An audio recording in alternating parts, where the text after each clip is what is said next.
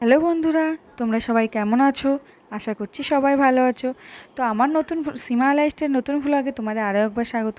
তো খুব একটা ভ্লগ টলগ ছাড়া হয় না, কি করব, টাইম পাই না। তো টাইমের মধ্যে যেটুকু করি শর্টই করা হয়, আসলে নিজে নিজে ভিডিও করতে হয়।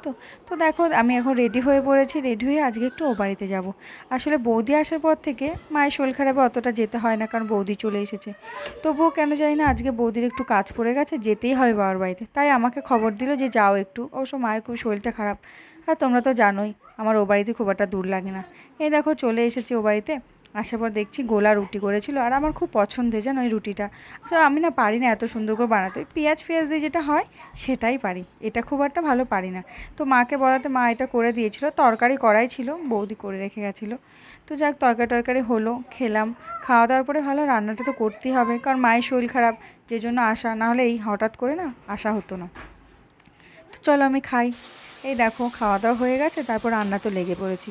স্নান টান তো ও বাড়ি থেকেই করে এসেছিলাম, তাই স্নানের ঝামেলা নেই। এসে নাইটিটা পরলাম, জামাটা চেঞ্জ করলাম, দিয়ে রান্নায় বসে পড়লাম।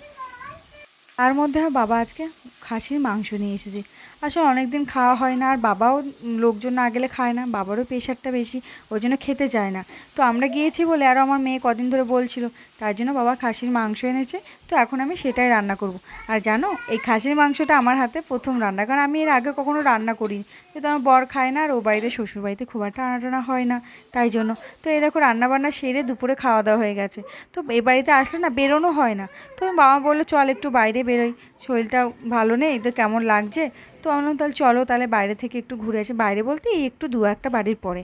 তো মা দেখলাম পেয়ারা, মা আমার মেয়ে খুব জেদ হচ্ছিলো, তাই একটু পেয়ারা পেড়ে দিল। রাস্তার পাশে গাছে এখন পেয়ারা পেড়ে সামনে ওই যে ঠাকুর মন্দির আছে ওখানে গিয়ে বসবো। মা বললো ওখানে চল একটু কীর্তন হবে, শুনবো। ভালো তো লাগছে না, কি করব বল। তো এখানে দেখো হতে হতে সন্ধে হয়ে গেল, আর রাতে না সব মাঝে এতগুলো টাইম কেটেছে, ওগুলো ভিডিও করা হয়নি, কারণ আমার সবসময় মনেও থাকে না, আর ফোনেও এদিকে বৃষ্টি বর্ষা হচ্ছে, চার্জ থাকে না। তো এই দেখো রাতের বেলা আমার মেয়ে আবার এদিকে মাকে তো জ্বালিয়ে যাচ্ছে, ওইখানে আসলে না শুধু মায়ের কাছে ঘুমাবে। তা আমি জোর করে নিয়ে এলাম, যে মায়ের শরীরটা ভালো নেই, রাতে অত দেখতে পারবে না, তাই জন্য তো ওকে ঘুমটুম পাড়ালাম, খাওয়া দাওয়া করে ঘুম পাড়িয়ে ওকে শুইয়ে দিলাম। তো এবার আমি তো ভাবলাম ভিডিওটা তো একটু শেষ করতে হবে, কারণ শেষ তো করা হয়নি ভিডিও শেষ পর্যন্ত, তাহলে রাতে একটু ভিডিও করে ভ্লগটা শেষ করে দিই, কারণ আমি আর বাড়াবো না, খুব ছোটোই করলাম ভ্লগটা। তো কী করবো, টাইম হয় না, আবার শর্ট ভিডিও দিয়ে একটা করি। তো যাই হোক কথা বলতে বলতে অনেক দেরি হয়ে গেল। তো এই ভিডিওটা আমি এখানেই শেষ করছি জানো। আর আমার ভিডিওটা যদি ভালো লেগে থাকে অবশ্যই লাইক কমেন্ট আর সাবস্ক্রাইব করো, কারণ তোমাদের একটা সাবস্ক্রাইবে আমি অনেকটা এগিয়ে যাবো, কারণ তোমাদের ভালোবাসা না পেলে আমি অন্তত 1K হতে পারতাম না। তো তোমাদের ভালোবাসা আরও এগিয়ে যাবো। তো চলো টাটা।